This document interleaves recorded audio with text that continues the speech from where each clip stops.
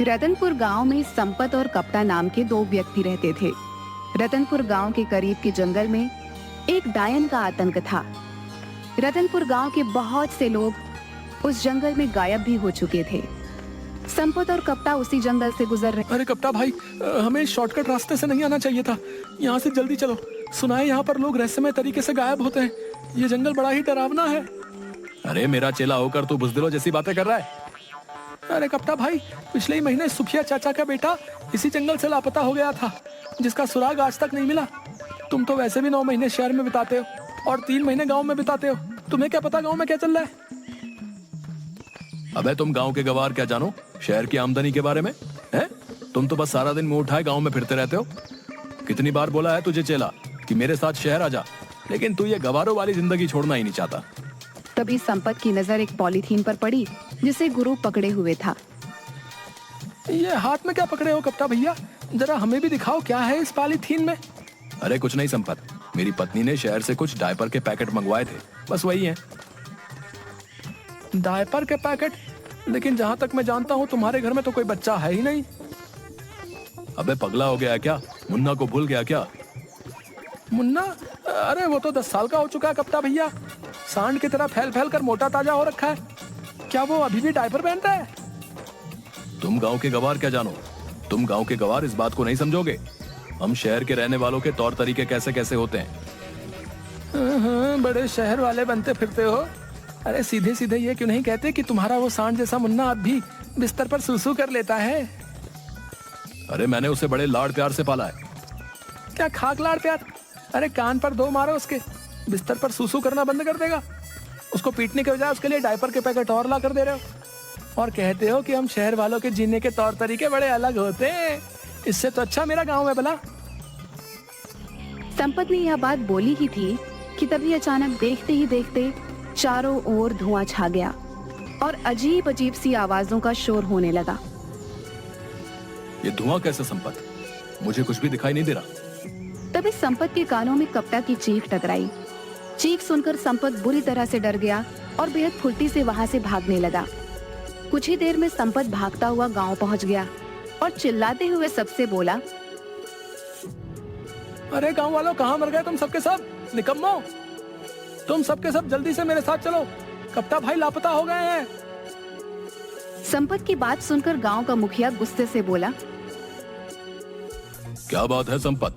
क्या कुत्ते की तरह इतनी देर से भौंके जा रहा है? लगता है तू आज भी शराब पीकर आया है। कितनी बार कहा है तुझसे कि ज्यादा मत पिया कर, लिवर खराब हो जाएगा। अबे मर जाएगा किसी दिन। जल्दी चलो मुखिया जी, गजब हो गया। मैं कप्ता भाई को बस स्टैंड लेने गया था और लौटते हुए हम उसी जंगल से गुजर रहे थे जिस जंगल में वो डायन रहती है। अचानक चारों ओर धुआं धुआं छा गया और कप्ता भाई की चीख मेरे कानों में टकराई। मैं बड़ी मुश्किल से अपनी जान बचाकर भागा हूँ। तू दोस्त के नाम पर कलंक है हीरू। अपने जिगरी दोस्त को, जिसे तू अपना गुरु मानता है, उसे अकेला छोड़कर भाग आया और हम सब गांव वालों को निकम्मा बोल रहा है। अरे तो क्या करता? मैं भी उस डायन का शिकार हो जाता। हाँ, अगर मैं तेरी जगह होता मैं अपने दोस्त का साथ कभी नहीं छोड़ता, भले ही मुझे उसके लिए अपनी जान ही क्यों नहीं देनी पड़ती। बस करो मुखिया जी, अब मेरा मुंह मत खुलवाओ। सब जानता हूँ मैं। पिछली बार जब रतन चाचा का बेटा उस डायन का शिकार बना था तब आप ही उसके साथ थे। मुझे सब पता है, लेकिन आपसे कोई सवाल नहीं कर सकता क्योंकि आप इस गांव के मुखिया जो ठहरे। संपत ने यह बात बोली ही थी कि कप्टा हांफता हुआ वहां पर आ गया और गुस्से से संपत से बोला, अबे साले, जब तेरे जैसे दोस्त मेरे पास हो तो फिर मुझे दुश्मनों की क्या जरूरत है? मुझे अकेला छोड़कर भाग आया तू। अरे कप्ता भाई, तुम सही सलामत वापस आ गए। मैं तो समझा कि तुम्हें डायन ने पकड़कर मार दिया। मैंने अपने कानों से तुम्हारी चीख जो सुनी थी। हाँ, मुझे उस डायन ने पकड़ लिया था, मगर जैसे ही उस डायन ने मुझे पकड़ा मैंने एक जोरदार मुक्का उसके मुंह पर मार दिया और वहां से भाग आया। मैं उस डायन से लड़कर आ रहा हूँ और तू डरकर भाग गया। बड़े बहादुर बने फिरते हो कप्ता भाई। अगर इतनी ही बहादुरी थी तो फिर चीखे क्यों? अबे अगर कोई अचानक से पीछे से पकड़ लेगा तो चौंक कर तो हलक से चीख ही निकलेगी ना। अब तुम दोनों लड़ना बंद करो। गांव में न जाने कितने लोग उस जंगल से लापता हो गए। हमें इस समस्या का समाधान जल्द से जल्द करना होगा। कप्ता, तुम ही पहले ऐसे व्यक्ति हो जो उस डायन के चंगुल से सही सलामत आ गए हो। इसका मतलब तुम में उसका सामना करने की हिम्मत है। तुम ही हमें उस डायन से छुटकारा दिला सकते हो। मेरा दिमाग खराब हो गया क्या? अगर मैं जिंदा बचकर आ गया तो आपको क्या लगता है तुम्हारे पानी पर चढ़ाने से मैं क्या चढ़ जाऊंगा? मैं तुम्हारे झांसे में नहीं आने वाला। जाओ जाकर कोई और बकरा ढूंढो। इतना कहकर कप्ता वहाँ से चला गया। मुखिया संपत की ओर देखने लगा। दिमाग खराब हो गया क्या मुखिया जी? मैं तो खुद ही बड़ी मुश्किल से जान बचा कर आया हूँ। तुम गांव के मुखिया हो, गांव वालों ने तुम्हें चुना है, तो तुम क्यों नहीं उस डायन से सामना करने के लिए जाते? अबे अगर मैं इस गांव का मुखिया हूँ तो क्या मैं अपनी जान गवा दूं?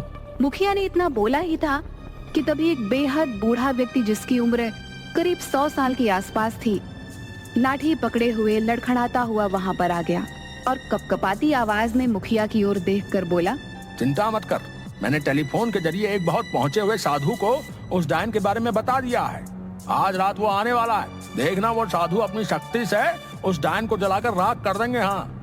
अचानक वो बूढ़ा खांसने लगा। उसके हाथ से लाठी छूट गई और वह गिर गया। उसे गिरता देख मुखिया गुस्से में संपत की ओर देखकर बोला, अबे देखता क्या है, उठा इसको। ये झुमरी के परदादा भी ना, जब इनसे चला नहीं जाता तो फिर ये घर से बाहर निकल कैसे आते हैं? तभी अपने परदादा को ढूंढते हुए झुमरी वहाँ पर आ गई। ये तुम्हारे ही परदादा है ना? इन्हें घर के अंदर बंद करके रखा करो। झुमरी ने संपत से बोला, हर बार इन्हें घर पर बंद करके बाहर जाती हूँ, पर पता नहीं कैसे दरवाजा खोल लेते हैं। सैकड़ों बार गिर चुके हैं, मगर मजाल है कि इनकी पसली में जरा से भी कोई मामूली फ्रैक्चर हुआ हो। पता नहीं क्या खाया होगा इन्होंने जवानी में।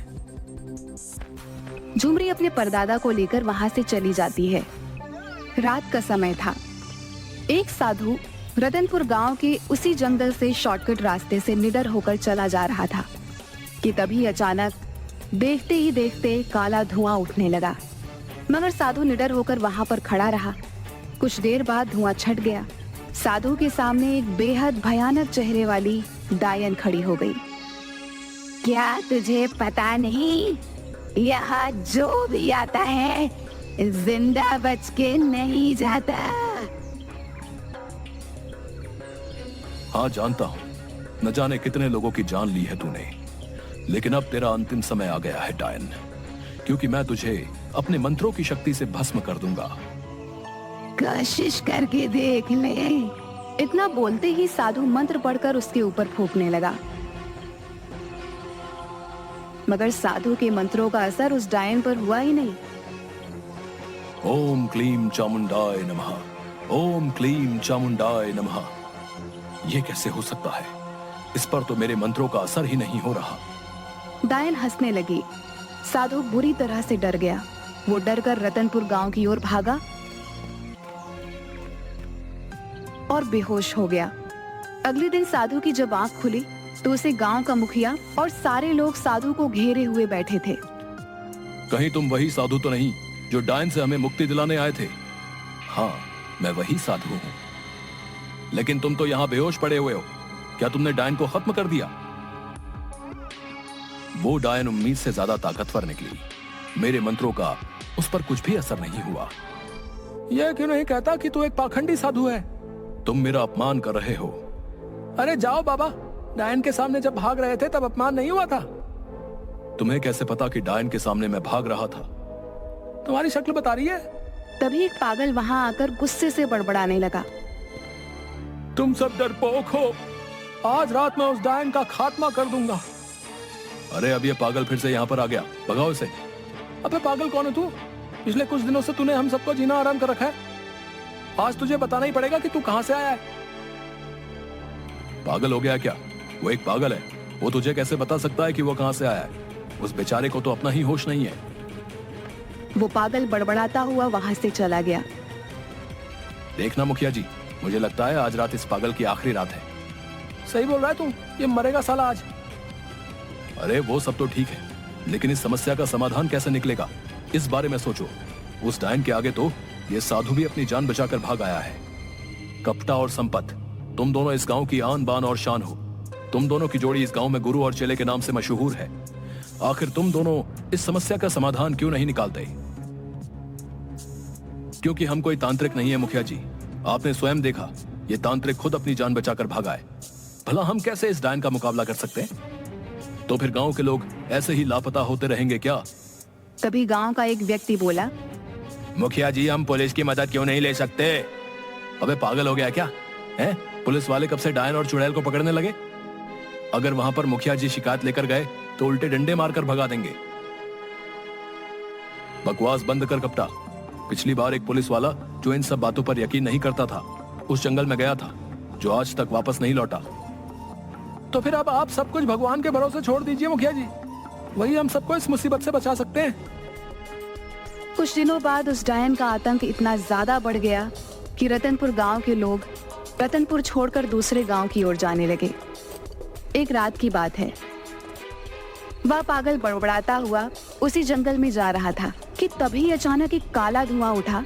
उसमें से वही भयानक डायन निकलकर प्रकट हो गई और पागल की ओर देखकर बोली, जंगल में मुझे सिर्फ इंसानों का मांस अच्छा लगता है, पागल का नहीं। अरे तुझे कैसे पता मैं पागल हूँ? बेवकूफ डायन, लोग मुझे इसलिए पागल कहते हैं क्योंकि मैं दिन भर शराब पिए रहता हूँ और सच बोलता हूँ। अगर तू पागल नहीं है तो मरने के लिए तैयार हो जा। डायन की बात सुनकर वो पागल हंसने लगा। तू मेरी हंसी बना रहा है? सच तो यह है कि तू डायन है ही नहीं। अगर डायन होती तो मुझे मार देती। पागल ने इतना कहा ही था कि डायन ने पागल को दबोच लिया। अचानक उस पागल की आंखों के सामने अंधेरा छाता हुआ महसूस हुआ। कुछ देर बाद जब उसकी आंख खुली तो उसने अपने आप को जंगल की एक बंद काल कोठरी में पाया, जहां रतनपुर गांव के वो सारे लोग मौजूद थे जो लापता हो गए थे। उन सब के हाथ पैर बंधे हुए थे। उन्हीं में से एक व्यक्ति ने पागल से बोला, अबे बेवकूफ, क्या जरूरत थी तुझे यहाँ पर आने की? आज रात वैसे भी हम सबको विदेश भेज दिया जाएगा। ये सारे के सारे लोग मानव तस्कर हैं। हमारे ही गांव का कोई व्यक्ति उनसे मिला हुआ है जिसने डायन का खौफ फैला रखा है। झूठ बोलते हो तुम। मैंने खुद देखा वो काला धुआं। उस धुएं में से वो जो डायन निकली। अरे वो सब केमिकल का कमाल था। आज की टेक्निक के दौर में कोई भी मेकअप करके चुड़ैल डायन बन सकता है। फिल्में नहीं देखी क्या? अरे यार तू तो पागल है, मैं तुझे क्या बताऊं। तभी एक और व्यक्ति वहाँ हंसते हुए आ गया। तुम तो रतनपुर गांव के व्यक्ति हो, तुम्हारा नाम कप्ता है। तभी एक और व्यक्ति वहाँ हंसते हुए आ गया, जो कोई और नहीं बल्कि कप्ता का दोस्त संपत था। गुरु, ये पागल तो बड़ा जल्दी सही हो गया। मैं तो खामखा डर रहा था गुरु कि हम इस पागल को पकड़ के ले जाकर क्या करेंगे। ये पागल भला हमारे किस काम आने वाला था, लेकिन ये तो सही हो गया।